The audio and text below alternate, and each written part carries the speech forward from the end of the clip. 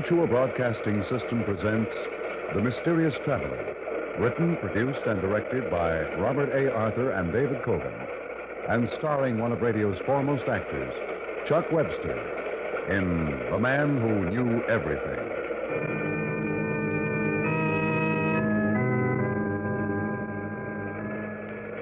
This is the Mysterious Traveler inviting you to join me on another journey into the realm of the strange and the terrifying. I hope you will enjoy the trip, that it will thrill you a little and chill you a little. So settle back, get a good grip on your nerves, and be comfortable, if you can, as we join forces with a man who had unique powers which enabled him to accomplish tremendous good or tremendous evil. I call his story The Man Who Knew Everything.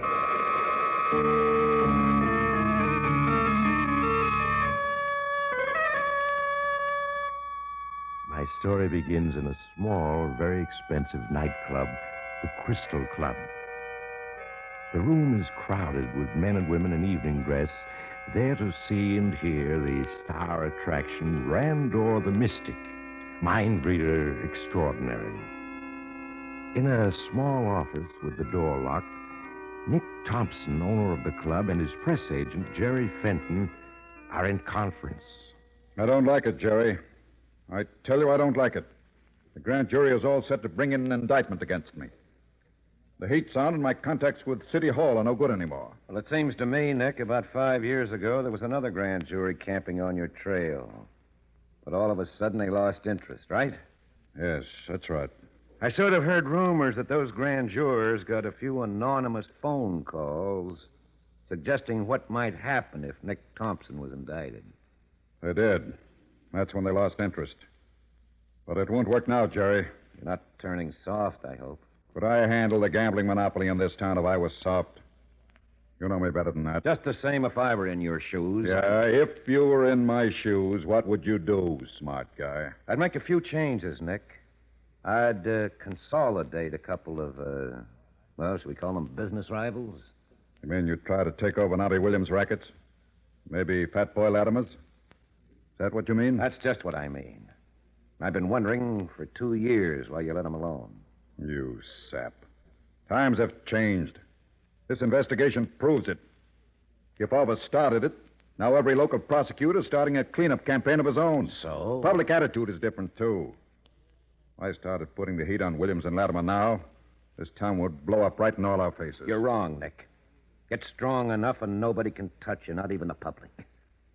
Listen, if you controlled Rocky's mob and the Fat Boys organization, you'd be so powerful the governor himself wouldn't dare interfere with you. Big talk for a pencil pusher. I asked you what's the dope down at headquarters, not for advice on how to run my business. And I've told you. Down at headquarters, they're waiting to see which way the wind's blowing. If you can blow it your way hard enough, they'll coast along with you. But if you sit around chewing your nails until the grand jury finds a true bill against you, all of a sudden you won't have any friends. Talk. Give me a concrete suggestion. That's what I want. Must be some way to get at those grand jurors. Everybody has something in his life that he doesn't want known. Those jurors are a hand-picked blue ribbon bunch. To pick up anything against them, you'd have to read their minds. Read their minds? Very interesting idea, Nick. Maybe Randor, the Mystic, could do it. If you put it to him, right? That Oriental faker.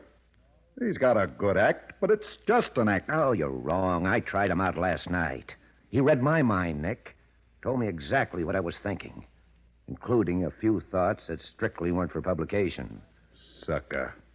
It's just a trick. Okay, if you want to believe that. Well, if you're through weeping on my shoulder about the grand jury, let's step out and watch Randor put on his act. No need to. I can switch on my loudspeaker in here and hear everything going on outside. Very convenient. It comes in handy. And so, Yeah, there he is. Gentlemen, I shall demonstrate the mystic powers which I bring from the sacred Orient. I shall not ask you to write questions on a piece of paper. Just think them. That is all. Think them, and I shall answer them. What hooey. But they eat it up. I tell you, it's not hooey. I perceive a thought. A certain gentleman is wondering if his wife knows where he was last night. No, sir, she does not. But please, such trivial thoughts, I must not waste my powers on them. Ah, here is something else. It's just a test, but it may convince you. The lady in the red dress wishes me to tell her what her automobile license number was in 1945. It was YX4590. Am I correct? She is nodding. Yeah, how do you explain that except by mind reading? She's a stooge, of course. Let's shut it off. The lady in the red dress happens to be a friend of mine. I asked her to try out Randor with that question. She's no stooge. Listen, if he's not a fake, why doesn't he use his mind reading to make some real dough? Could clean up at the races and the stock Oh, market. the Swami's a dope. He says his power mustn't be used for personal gain. He sends all his earnings to the famine sufferers in India. Oh, hooey. Forget Randor. What are we going to do about the grand jury? Well, I'll think of something. Oh, by the way, where's Randor live? 311 West Street. Why? Just curious. Well, I'll drift along, Nick. And meanwhile, I'll work on your problem.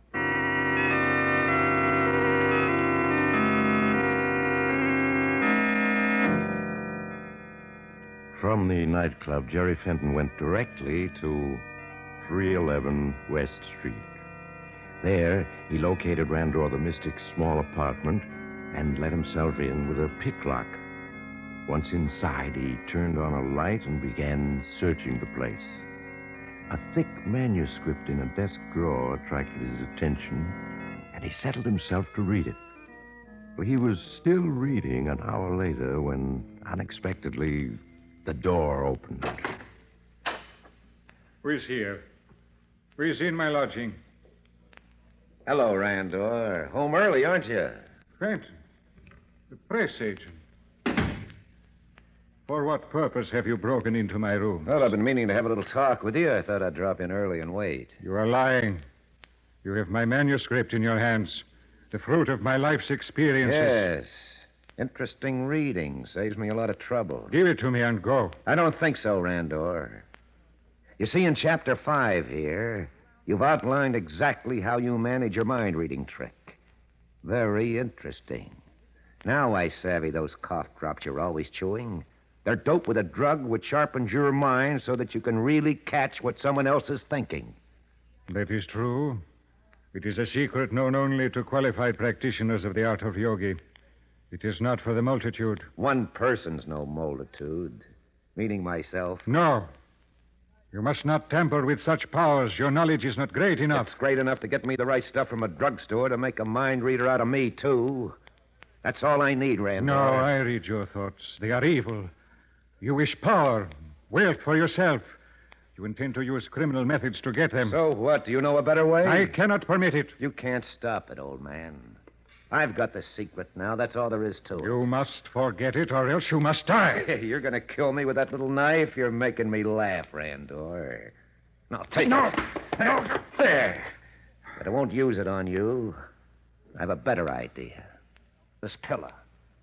I hold it over your face for a couple of minutes. Well, tomorrow the cops will think your ticker just gave out. No, you dare not.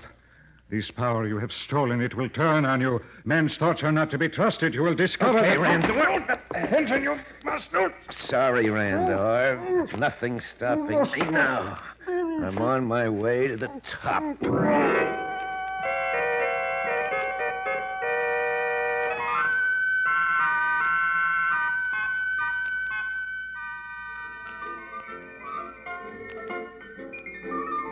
Oh, hiya, Jerry. Oh, hello, Rocky. Nick in his office. Yeah. He wants to see you. He's been wondering where you've been the last week. Yeah, I've been busy. He's kind of sore. Yeah, that's too bad. I'll go in and cheer him up. Hello, Nick. Fenton.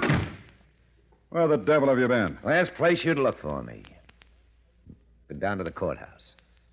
The courthouse. Listening to the grand jury hearings. Why weren't you where I could get a hold of you? Randor the Mystic conked out last week. Heart attack in his apartment. Yeah, so I read in the papers. I had to get another attraction fast. And I needed you to work up the publicity. But I've been working on a more important problem. The grand jury's decided to indict you. How do you know that?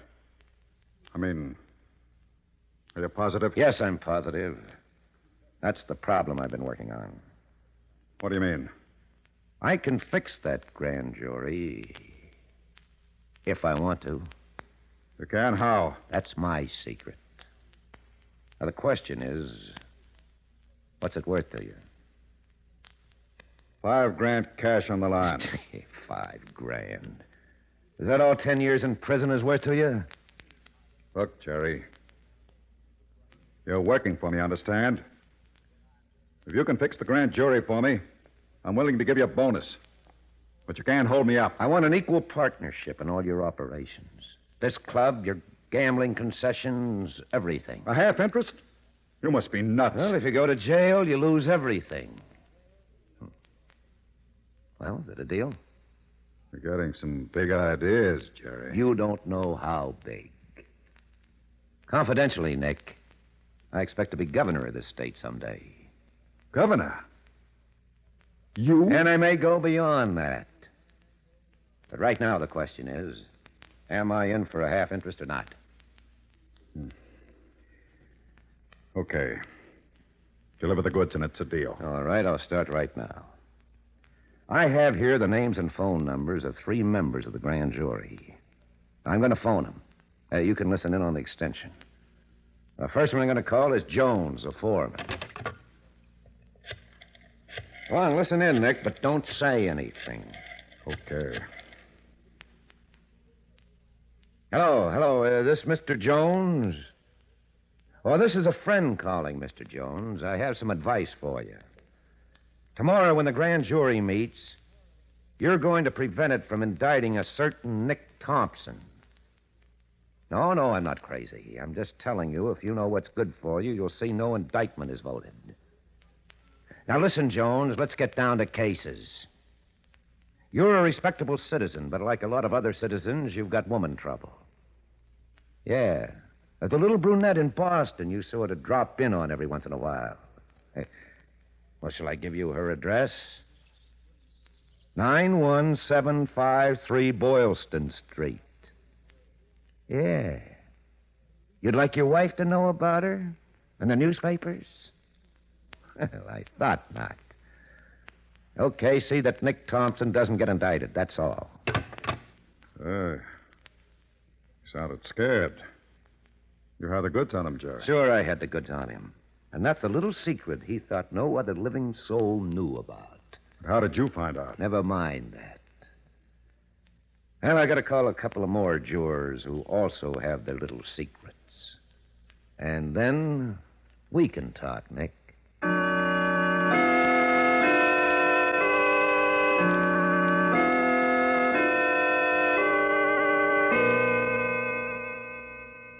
That's my final word, Wentworth.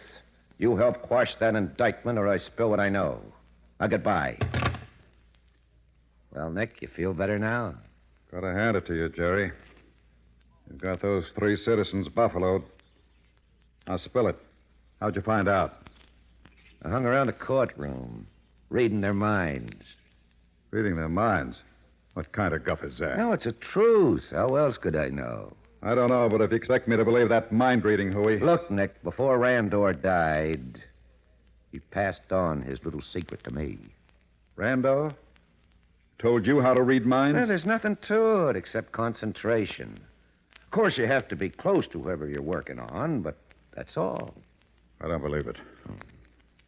How else would I know that you're still wanted for murder in California? I'm what? Pasadena, 1938. Shall I give you the details? Now, wait a minute. This isn't a gag anymore. It never was a gag.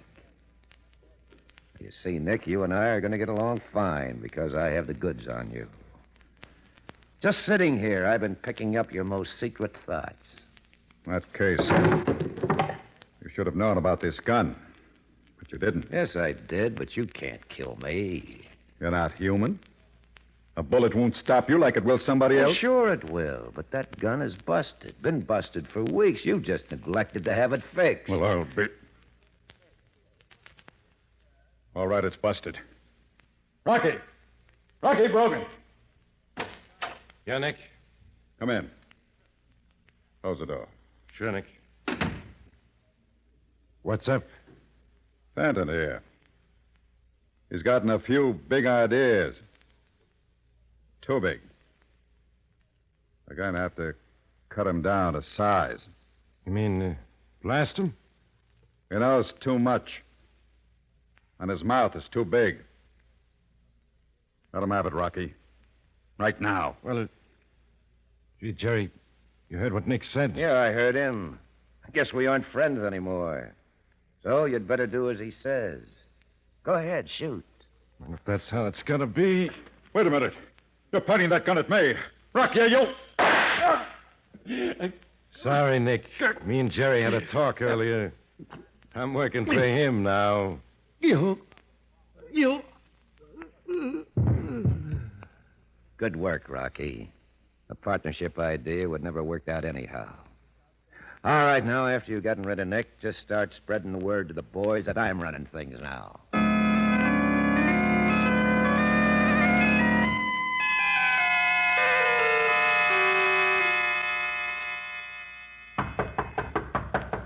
Come in. Hello, Jerry.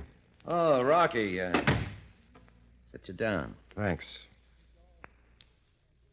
I want to talk to you, Jerry. Well, I'm rather busy, Rocky, unless it's something important. It's pretty important. See, the boys are getting restless. They're waiting for you to deliver. Waiting for me to deliver what? Well, you know you said you were going to expand, take over Nobby Williams' territory and Fat Boy Latimer's. Well, I'm already doing it, Rocky. I started a week ago. Yeah, but how? You had a conference with Nobby and the Fat Boy, told him everything would stay just like it was. Well, that's what I told him, Rocky. It doesn't have to be true. I don't follow you. Now, look. At that conference, I learned certain things. Yes? Now, never mind how, but I learned. I learned about 2 murders for which Nobby Williams can get the chair. I discovered enough about Fat Boy Latimer's income tax cheating to get him 10 years at Leavenworth. You did. But I was there. I didn't hear you. Never mind what you did or didn't hear. I got the information. I gave it to the authorities days ago. And as soon as they pin it down, Nobby and the Fat Boy will be booted into jail. When that happens, their organizations fall into my lap just like ripe plums. Yeah, but can you be sure it'll work? It'll work. And it'll mean we don't have to fire a shot. The public will never know anything's happened. Now, there's only one drawback, though. Yeah? It's going to take a little time. The boys will just have to be patient, that's all. Well, I suppose I can calm them down. But, Jerry, we got to have dough. We've been laying low since the big investigation started, not taking in anything. Those boys have got to be paid. I know. What's our monthly payroll? About 50 grand. I need some capital for operations, too. Well, you see, Rocky, a little later I'm going into politics. Politics? In fact, I expect to be governor in about 5 years. Governor? You? Jerry, you sure you got all your marbles? Listen, Rocky, and get this straight. Yeah? I have a way of learning anybody's most closely guarded secrets. Anybody's. Yeah, but Jerry... I told you about that little deal out in St. Paul, didn't I? The one where you started... Please, Jerry, not so loud. Somebody might hear. I could get the chair for that. You will, too, if you step out of line. Now, tell me, how did I find out about it? I don't know. This was by magic. I'd have sworn nobody ever... All right. Call it magic if you want. Now, just think. Suppose I can find out the one thing any man, is afraid of having known. Well, then I got a handle over him, haven't I? I'll say you have. So I go to all the big politicians, one at a time. I convince them I know their entire past, every dirty deal they've ever been mixed up in. Well, they'd make you president to keep you quiet. That's what I'm figuring on. But that's for the future. Right now, I need quick money to operate on. Yeah, I could get it in Wall Street, but big financial deals sometimes take a year to set up. The boys won't wait that long. I know. So, you got any suggestions? Yeah, I do. Something I had my eye on for a long time, only Nick wouldn't let me try it. A payroll stick-up. Payroll? Yeah. Well, maybe he just wants to get going, if it's safe enough. It'd be a cinch. It's the S&J Company across the river. Every Friday, they send an armored truck to the bank, pick up $125,000, cart it back. If we could pick off that truck some nice, safe way... $125,000. That's right. All right, Rocky, I'll look into it. And for a beginning, I'm going over to talk to the treasurer of the S&J Company. Yes, I may be able to learn a lot from him.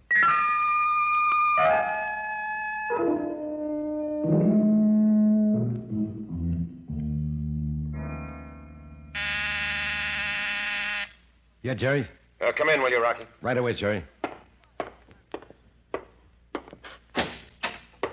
Close the door, Rocky. I got some dope for you.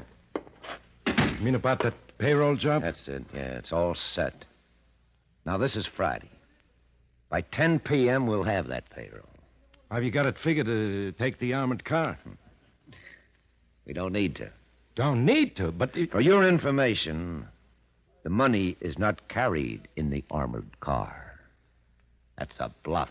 A bluff? The payroll's actually delivered in an old truck marked Tropical Linen Supply Company. You're kidding. An hour after the armored car leaves, the laundry truck drives up at the rear of the bank. The driver, he's a little man wearing horn-rimmed glasses, carries in a bundle of clean towels, comes out with a bag of dirty ones. The payroll's hidden among the dirty towels.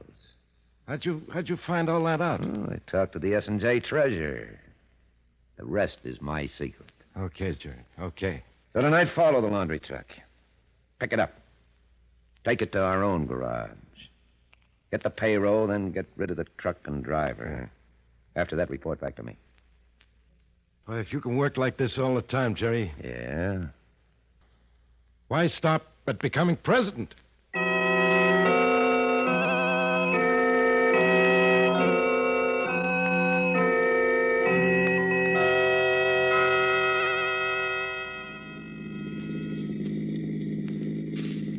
I think the driver of that truck is getting wise. We're following him, Mike. Yeah, he's speeding up a little. Now move up and cut him off. It's time to take him. Okay, swing in. Swing in. Force him to the curb. All right, that does it. I'll take him. You follow. Okay, fellas, sit tight. You won't get hurt. What's the meaning of this? I don't understand. You will fast enough. Now move over. I'm getting in. But you can't. This is my truck. Oh, a gun, huh? Now, Buster, you and me are going for a nice little ride. I'm the new paymaster. I'm picking up that payroll you gotten back. You're crazy. I haven't got any payroll, just dirty towels. Yeah. We'll see, Buster. We'll see.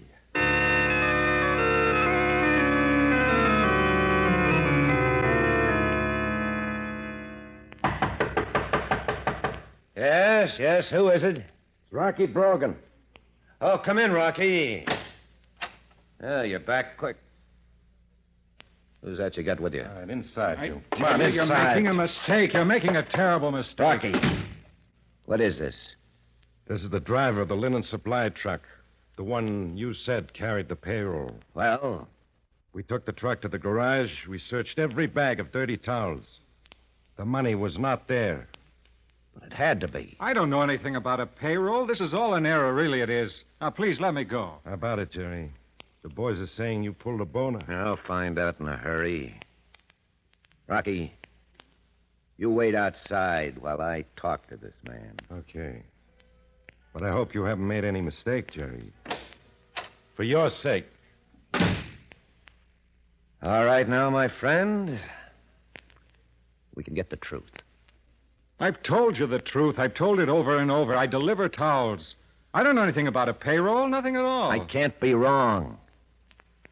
Yeah, let me see where my cough dropped. Here they are. Yeah. Now we can talk. Where is that payroll? Look, how often must I tell you you're making an awful mistake? If you want money, I've got $10 on me. That's... Well, so that's the answer. Very clever, aren't you? What do you mean? The laundry bag with the payroll in it is hidden in a special compartment underneath the floor of that truck. No wonder Rocky couldn't find it. No. You can't know that. That compartment was my own idea. Nobody in the world but me knows about it. I know about it. Just as I know anything I need to. Including the fact you're hiding a .25 caliber pistol inside your waistband. If you knew that, you should have done something about it. Now it's too late. I've got you covered. So you have. You've got to let me go, do you hear? Or I'll shoot. I'll kill you. Then shoot. Go ahead, shoot. I warn you. Let me go or I will shoot. My friend, you can't shoot. You've never fired a gun in your life. You bought that gun from your brother-in-law 2 years ago. Just to carry to scare off possible thieves. But you've never even loaded it. You can't shoot because the gun isn't loaded. How do you know all that? Because I can read your thoughts. Now, give me that gun. No. Then we'll get to that pay. No, I warn you, stand back. He shot me. What happened in here? Jerry! Jerry! He's dead. I killed him. The gun was loaded after all, and I thought it was empty. All the time I thought it was empty.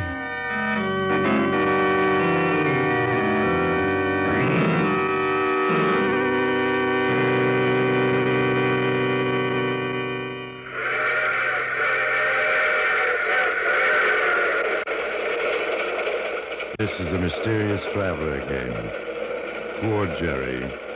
He was all set to become the greatest man in the world. Now he's just another name in the cemetery. So that's what Brando, the mystic, meant when he said men's thoughts are not to be trusted. When a man doesn't even know his gun is loaded, what good is it to read his mind? But perhaps Jerry's fate will be a lesson to you. Don't depend on someone else to do your thinking for you, because sometimes you may find... Oh, you have to get off here. I'm sorry. But I'm sure we'll meet again.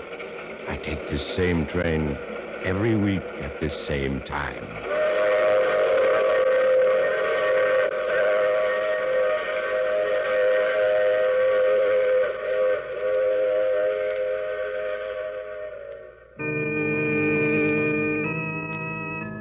You have just heard The Mysterious Traveler.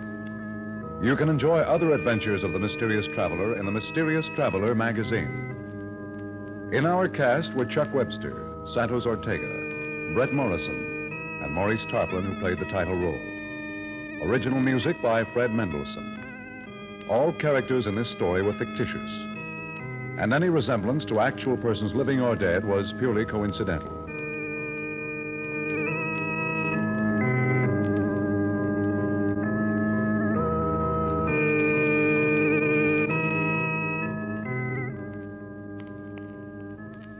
Tonight, The Mysterious Traveler salutes radio station WJZM in Clarksville, Tennessee. WJZM today marks its 10th anniversary of service to the Queen City of the Cumberland. Phil Tonkin speaking. This program came to you from New York. For news as it happens, from where it happens, listen to the Mutual Newsreel every weekday evening over most of these same Mutual stations. Mutual Newsreel listeners hear the actual voices of the people who make the news, recorded on the spot for transmission to you with all the breathtaking drama of news in the making. So for a program of news with dynamic impact, news you hear happen from where it happens, listen to the Mutual Newsreel every weekday evening over most of these same stations. This is the Mutual Broadcasting System.